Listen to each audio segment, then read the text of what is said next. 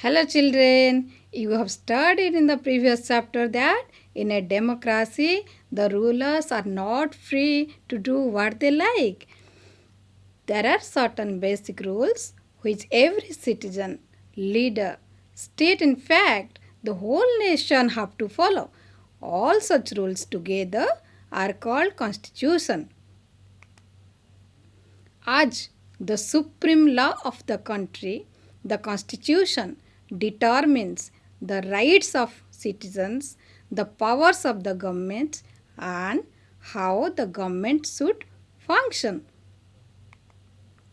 In this chapter, we'll discuss about democratic constitution in South Africa. Why do we need a constitution? Making of the Indian constitution, guiding values of Indian constitution, and philosophy of the constitution. But today we'll discuss about democratic constitution in South Africa, which includes struggle against apartheid and towards a new constitution. Let us understand democratic constitution in South Africa. How the constitution was designed in South Africa. We'll see right now the great leader who contributed a lot towards the constitution of South Africa. He is Nelson Mandela. He stated, I have fought against white domination and I have fought against black domination. I have cherished the ideal of a democratic and free society in which all persons live together in harmony and with equal opportunities. It is an ideal which I hope to live for and to achieve, but if needs be, it is an ideal for which I am prepared to die. Nelson Mandela was tried for treason by the white South African government. He and even 7 other leaders were sentenced to life imprisonment in 1964 for daring to oppose the apartheid regime in his country. He spent the next 28 years in South Africa's most dreaded prison, that is Robben Island. Then struggle against apartheid. Apartheid was the name of a system of racial discrimination unique to South Africa. The white Europeans imposed the system on South Africa. During the 17th and 18th centuries, the trading companies from Europe occupied it with arms and force in the way they occupied India. But unlike India, a large number of whites had settled in South Africa and became the local rulers. The system of apartheid divided the people and labeled them on the basis of their skin. The native people of South Africa are black in color. They made up about three-fourths of the population and were called blacks. Besides these two groups, there were people of mixed races who were called colored and people who migrated from India. The white rulers treated all non-whites as inferiors. The non-whites did not have voting rights. The apartheid system was particularly oppressive for the blacks. They were forbidden from living in white areas. They could not work in white areas only if they had a permit. Trains, buses, taxis, hotels, hospitals, schools, and colleges, libraries, cinema halls, theaters, beaches, swimming pools, public toilets were all separate for the whites and blacks. This was called segregation. They could not even visit the churches where the whites were saved. Blacks were not allowed to the form associations or protest against such terrible treatment. Since 1950, the blacks, colored, and Indians fought against the apartheid system. They launched protests, marches, and strikes. The African National Congress, that is ANC, was the umbrella organization that led the struggle against the policies of segregation. This included many workers' unions and the Communist Party. Many sensitive whites also joined the ANC to oppose the apartheid and played a leading role in this struggle. Several countries denounced apartheid as unjust and racist, but the white racist government continued to rule by detaining, torturing, killing thousands of blacks and colored people. So, this is the activity that you have to do. Make a poster on the life and struggle of Nelson Mandela. If available, read some portions of his autobiography, The Long Walk to Freedom, in the classroom. His autobiography name is The Long Walk to Freedom. Let us come towards a new constitution. As protests and struggles against apartheid had increased, the government realized that they could no longer keep the blacks under their rule through repression.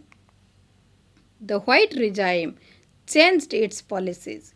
Discriminatory laws were repealed, ban on political parties, and restrictions on the media were lifted. After 28 years of imprisonment, Nelson Mandela walked out of the jail as a free man. Finally, at the midnight of 26 April 1994, the new national flag of the Republic of South Africa was unfurled, marking the newly born democracy in the world. The apartheid government came to an end, paving the way for the formation of a multiracial government. How did this come about? Let us hear Mandela, the first president of this new South Africa, on this extraordinary transition.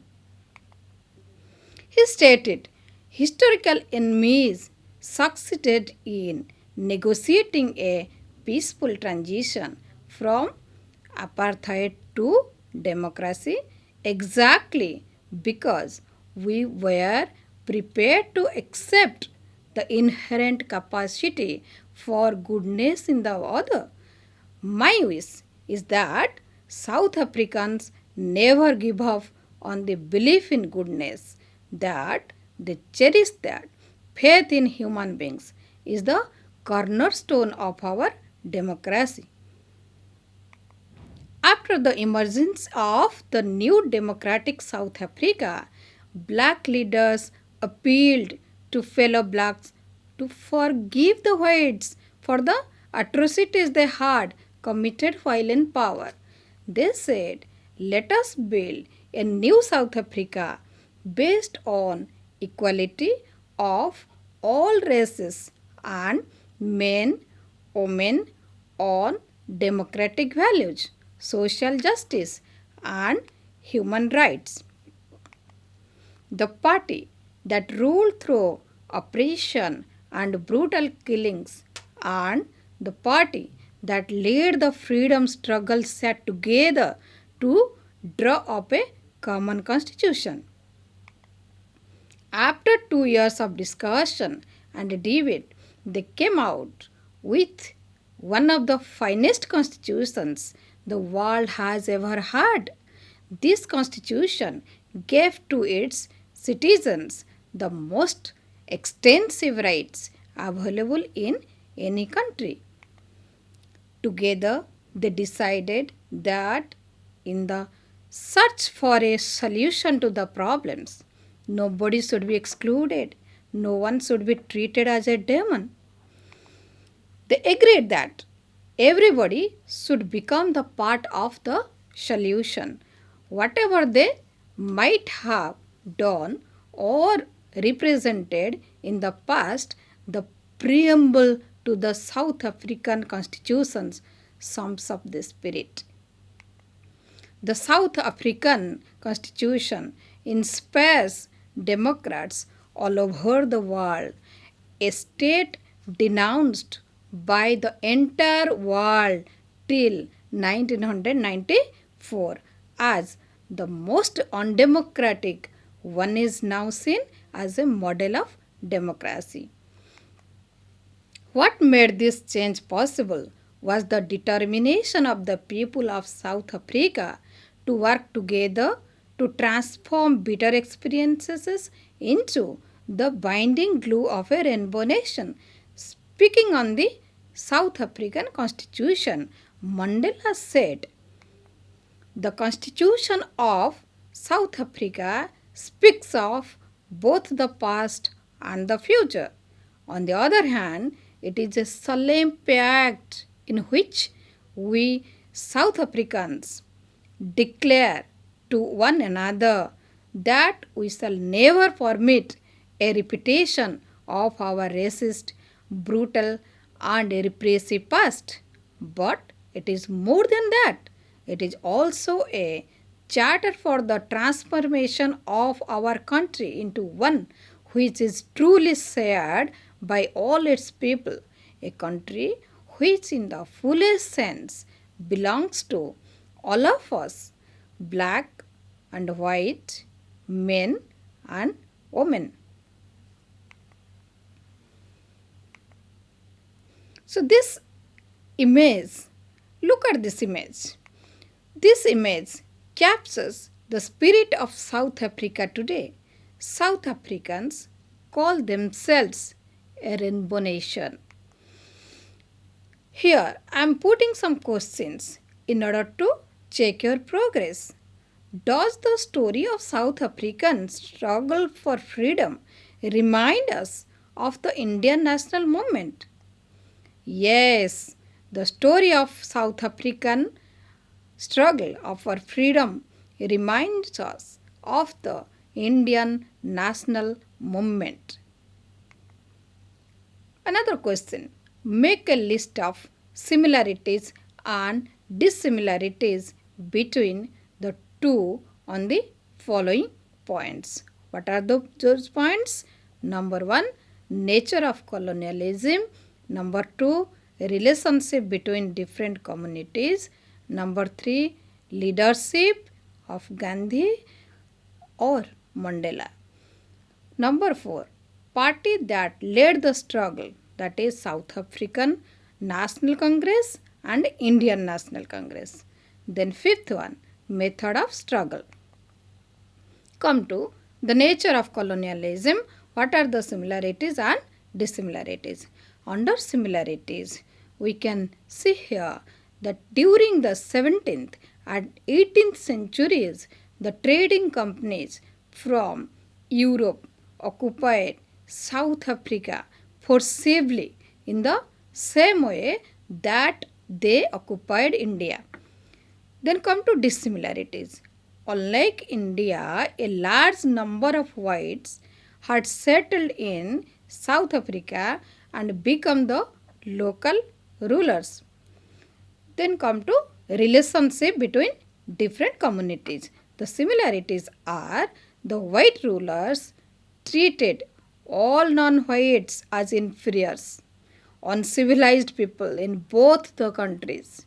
And dissimilarities are religions and regional communities in India was very cordial.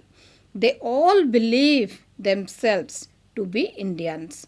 But in South Africa, different communities like the whites, blacks, colored people relations. Then leadership of Gandhi and Mandela. Similarities. Both were apostles of truth and nonviolence. Then dissimilarities. Dissimilarities between two is Nelson Mandela was sentenced to life imprisonment, though Gandhiji was also put behind the bars several times but was not sentenced to life imprisonment. Then, party that led the struggle, African National Congress or Indian National Congress. The similarities here, both were umbrella organizations working for national level. Then dissimilarities. The purpose of both the parties was different. The ANC was fighting against apartheid and the segregation policies of racial African government, whereas the INC was fighting against the British rule in India. Last, method of struggle. Similarities. Both movement follows the same policy of nonviolence. Dissimilarities are in South Africa there was only one group, that of the moderates, who adopted peaceful means against the government, whereas in India, besides the moderates, there was also the extremists who use violence. Then come to summarization. So we have discussed democratic constitution in South Africa, which includes struggle against apartheid and towards a new constitution. What is constitution? Democratic constitution in South Africa. How the constitution was designed in South Africa. The apartheid system, about Nelson Mandela, and the struggle against apartheid, division of people on the basis of their skin color. How the non-whites were oppressed and tortured by the whites. How non-whites were not allowed to the public places by the whites. Then African National Congress, then towards a new constitution, then how apartheid government came to an end. Lastly, list of similarities and dissimilarities between South Africa and India in relation to the nature of colonialism, relationship between different communities, leadership of Gandhi and Mandela, party that led the struggle of African National Congress and Indian National Congress, and the method of struggle. Then come to questions answer. So I am putting some questions. What is apartheid? Apartheid is the official policy of racial discrimination and still treatment of blacks, followed by the government of South Africa between the years of 1948 to 1989. Or we can say or answer in a different way, or on the other hand, we can say apartheid was a political and social system of institutionalized racial segregation in South Africa during the era of white minority rule. Then come to second question. When did the apartheid government come to an end? Apartheid government came to an end in the midnight of 26th April 1994. The new national flag of the Republic of South Africa was unfurled, making the newly born democracy in the world. Next question. What do you mean by constitution? Constitution is the supreme law of a country containing fundamental rules governing the politics and society in a country. Then next question. Which of these was the most salient underlying conflict in the making of democratic constitution in South Africa? Option A, between South Africa and its neighbors. Option B, between men and women. Option C, between white majority and the black minority. Option D, between the colored minority and the black majority. Answer definitely is between the color minority and the black majority. Children, hope you have understood, you have learned and what we have discussed today. Thank you very much.